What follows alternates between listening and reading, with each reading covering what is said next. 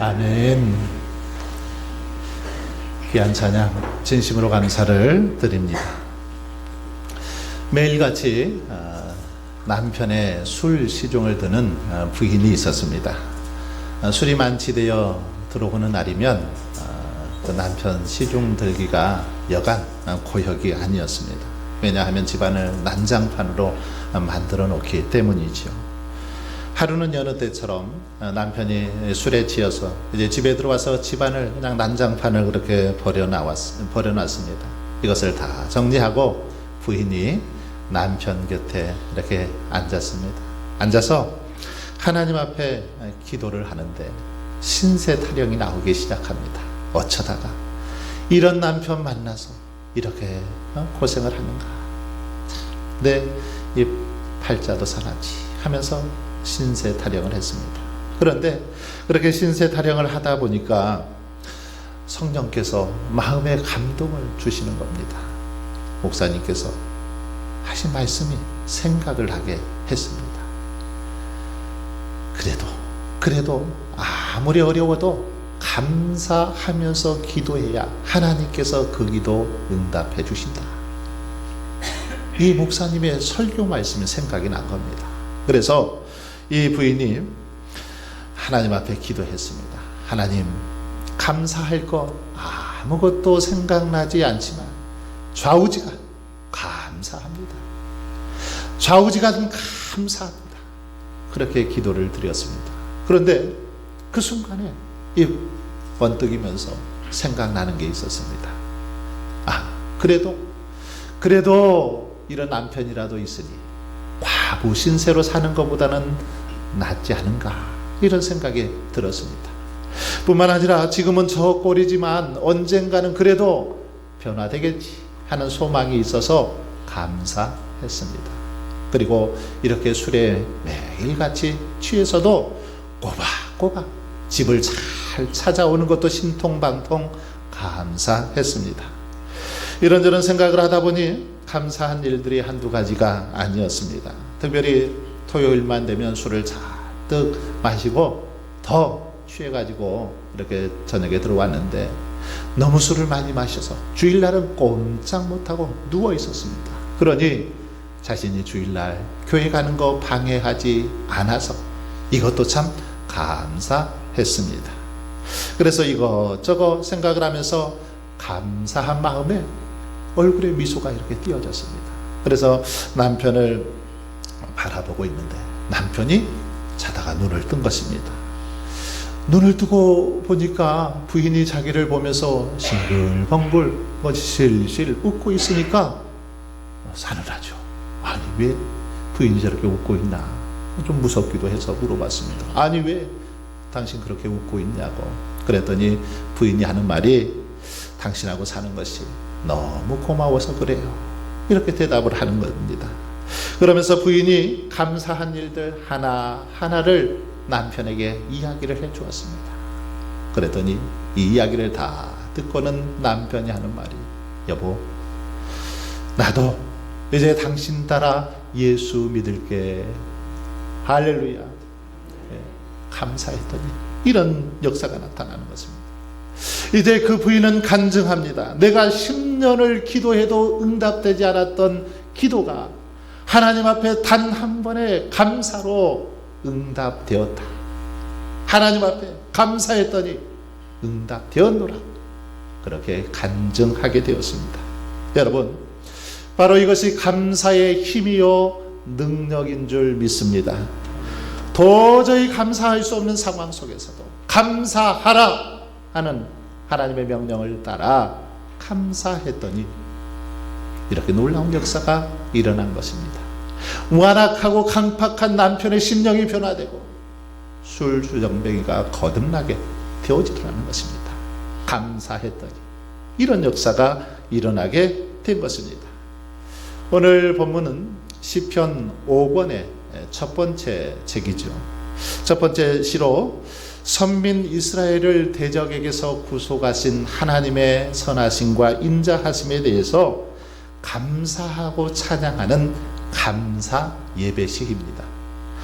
오늘 본문의 저자는 밝혀져 있지 않습니다. 때문에 그 저작 배경도 단정해서 말하기는 어렵습니다.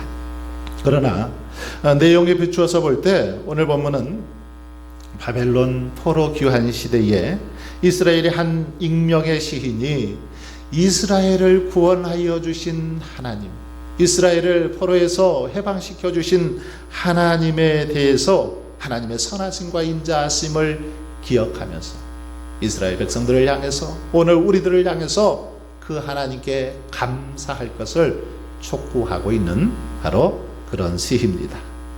1절을 보십시오. 시인은 여호와께 감사하라, 그는 선하시며 그 인자하심이 영원함이로다, 이렇게 노래하고 있습니다. 즉 여호와의 선하심과 인자하심을 인하여, 하나님의 선하심 때문에, 인자하심 때문에 그 하나님께 감사하라, 이렇게 강조하고 있습니다. 특별히 시인은 여호와께 감사하라 이 말을 시의 제일 첫 문장에 두었습니다. 제일 앞문장에 두었는데 왜 그럴까요? 이것은 무엇보다 감사할 것을 강조하기 위해서입니다. 감사할 것을 강력하게 주장하기 위해서 시의 제일 앞에 여호와께 감사하라, 이렇게 표현하고 있다는 것입니다. 특별히 1절 말씀에 여호와께 감사하라 이 말씀은 이 시를 기록한 목적이 무엇인지를 우리에게 분명하게 보여주고 있습니다. 왜 이런 시를 지었는지, 왜 그랬을까요? 이 시를 지은 목적이 무엇입니까? 그것은 바로 우리들이 하나님께 감사하도록 하기 위해서 이 시를 지었다라는 것입니다.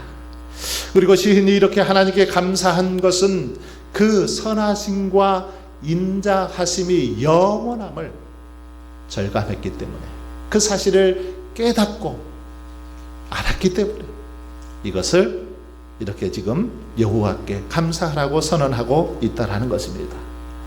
여러분, 이스라엘 백성들은 하나님의 거듭된 경고에도 불구하고 하나님을 배신했습니다.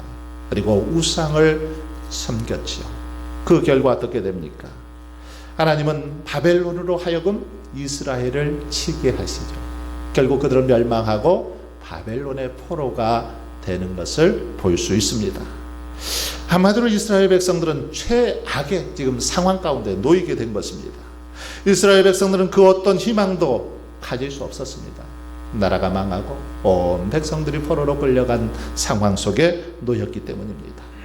이런 상황 속에서 자신들의 회복을 위해서 기도한다라는 것, 이것은 도저히 불가능한 일이었죠. 아마도 그들은 이제 우리들은 하나님으로부터 완전히 버림받았다, 그렇게 생각했을 것입니다. 그들을 향한 하나님의 사랑, 그들을 향한 하나님의 언약은 다 그냥 물 건너갔다라고 그렇게 여겼다라는 거죠. 그런데 한번 보세요. 어떻게 되었습니까? 오늘 본문에 보면 하나님께서 광야에서 그 길을 몰라서 방황하는 그들을 인도해 주셨다라고 말합니다. 어디로 가야 할지 모른 그 광야에서 방황하는 그들을 하나님께서, 선하신 하나님께서 그들을 인도해 주시고 고통에서 건져 주셨다라고 고백합니다. 바른 길로 인도하여 마침내 거주할 성읍에 이르게 하셨다라고 노래하고 있는 걸 볼 수 있습니다. 하나님의 말씀을 거역하고 그로 말미암아서 흑암 중에 처한 그들을 어둠에서 우리 하나님께서 건져 주셨다라는 그런 고백입니다. 또한 죄로 말미암아 영원히 죽을 수밖에 없었던 그들을 위경에서 건져 주셨다라는 겁니다. 즉 하나님은 바벨론의 포로로 잡혀가서 아무런 희망도 가질 수 없고 완전히 이제 우리는 버림받았다라고 절망 가운데 살아가는 그들을 구원하여 주시고 회복해 주셨다라는 것입니다. 여러분, 이것이 무엇을 의미하는 겁니까? 우리에게 이것이 무엇을 가르쳐 줍니까? 바로 하나님의 선하심, 하나님의 인자하심은 영원하다, 이 사실을 분명하게 우리에게 가르쳐 주고 있습니다. 여러분, 우리 하나님은 단 한순간도 하나님의 백성들, 하나님의 자녀들을 외면하지 않으세요. 그들과 동행하시고 그들을 인도해 주셨다라는 사실을 보여주고 있다라는 것입니다. 하나님께서는 이스라엘 백성들이 당신을 배신하고 불순종할 때 이방 민족을 통해서 비록 그들을 징계하시고 치셨지만 그러나 아주 버리지는 않으셨다라는 것입니다. 그들을 때로는 책망하시고 징벌하시지만 아주 외면하신 분은 아니라는 것입니다. 여전히 그들을 사랑하셨고 그들이 포로로 끌려가서 고통 가운데 있을 때도 눈여겨보시고 하나님의 때가 되자 구원해 주셨다라는 사실입니다. 그래서 그들에 대한 징계의 기한이 다가왔을 때 하나님께서 다시금 이방 땅에서 고국 땅으로 돌아오게 하심으로 하나님께서 그들을 얼마나 사랑하여 주시는지를 확증해 보여주셨습니다. 여러분, 이 얼마나 감격스러운 일입니까? 이보다 더 큰 은혜, 더 큰 축복이 어디 있겠습니까? 그러므로 바벨론 포로에서 귀환한 시인은 감격에 겨워서 이제 그들을 향해서 여호와 하나님께 감사하라고 지금 촉구하고 있는 것입니다. 하나님의 선하심, 하나님의 인자하심에 대해서 소리 높여 감사할 것을 그렇게 명하고 있는 것입니다. 그렇습니다. 우리 하나님의 선하심, 하나님의 인자하심은 영원하신 줄 믿습니다. 하나님의 선하신 성품이나 인자하심은 결코 변질되거나 사라지지 않더라는 것입니다. 우리가 아무리 좋지 못한 그런 상황 속에 놓여 있다 할지라도 하나님의 인자하심, 하나님의 선하심은 우리가 의심해서는 안 된다는 것입니다. 이처럼 하나님은 우리들이 근심 중에 부르짖을 때 우리를 고통 중에 건져주시고 바른 길로 인도해 주시는 분입니다. 사모하는 영혼들에게 만족을 주시고 줄인 영혼에게 좋은 것으로 채워주시는 분, 바로 우리 하나님이십니다. 그러므로 저와 여러분은 어떤 어려움 속에서도 늘 그 하나님으로 인하여 감사할 수 있기를 바랍니다. 사도 바울의 권면처럼 범사의 모든 일에 감사하며 살아갈 수 있기를 바랍니다. 아무것도 염려하지 말고 모든 일에 기도와 간구로 감사함으로 하나님 앞에 아뢰이며 그렇게 살아갈 수 있기를 바랍니다. 여러분, 감사는 놀라운 기적을 만드는 걸 볼 수 있습니다. 오병이어의 기적이 일어난 것, 이것은 한 어린아이의 감사가 있었기 때문입니다. 또한 예수님의 감사 기도가 있었기 때문이죠. 그래서 이렇게 놀라운 기적이 나타나더라는 것입니다. 예수님께서 죽은 나사로를 살리시는 모습 속에도 주님의 감사가 있었던 걸 우리는 알 수 있습니다. 먼저 하나님 앞에 주님은 그렇게 기도합니다. 아버지여, 내 말을 들으신 것을 감사하나이다. 주님은 그렇게 기도합니다. 아버지여, 내 말을 들으신 거 감사합니다라고 기도하면서 나사로를 향해서 일어나라 명하실 때 그가 일어나는 놀라운 역사가 일어났던 걸 볼 수 있습니다. 여러분, 감사는 기적을 가져오는 힘이 있더라는 것입니다. 감사할 때 놀라운 역사가 나타나더라는 것이죠. 감사는 그러기에 불가능을 가능케 합니다. 감사는 나를 살리고 남을 살리고 하나님께 영광 돌리게 하는 능력이 감사 안에 있더라는 것입니다. 감사는 운명을 바꿉니다. 우리를 행복하게 만들어주고 우리의 삶을 형통하게 만드는 능력, 감사할 때 나타난 줄 믿습니다. 일본의 장교인 가와카미 기히치는 2차 세계대전이 끝난 후에 살아서 고향으로 돌아왔습니다. 전쟁에서 다행히 이렇게 목숨을 건지고 돌아왔습니다. 그런데 집에 돌아왔지만 이 전쟁 후유증으로 인해서 그런지 마음속에 늘 짜증이 가득했고 원망과 불평이 끊이질 않았습니다. 그냥 하루하루 살아가는 그 세상도 싫어, 모든 것이 다 짜증스러웠던 것이죠. 그런데 그렇게 늘 원망과 불평에 찌들어서 살아가던 어느 날 갑자기 자신의 이 몸이 굳어져 버린 겁니다. 그래서 몸을 움직이려고 해도, 손을 움직이려고 해도 움직여지지를 않는 겁니다. 여기저기 병원을 찾아다닙니다. 실력 있다는 병원 다 찾아가 보았지만 이 병명을 알 수가 없는 겁니다. 그러다가 어느 정신과 의사를 만나게 됩니다. 그래서 이런 얘기를 했더니 그 정신과 의사가 처방을 내려주는데 그런 처방입니다. 당신이 하루에 10,000번 이상 감사합니다, 이 말을 한번 해보십시오 라고 처방을 내려줍니다. 그래서 이 사람은 처방을 받은 그날 이후 매일같이 감사합니다, 시간만 나면 감사합니다, 때로는 밤이 새도록 감사합니다 그렇게 외쳤습니다. 그런데 이렇게 수없이 감사합니다라는 말을 반복하는 순간 어느 사이에 자신의 이 몸에 배이게 된 거죠. 그래서 습관적으로 이제는 감사합니다라는 말이 나오게 되었습니다. 그러던 어느 날 아들이 사과를 가지고 사들고 아버지를 방문을 했습니다. 누워있는 아버지를 방문했죠.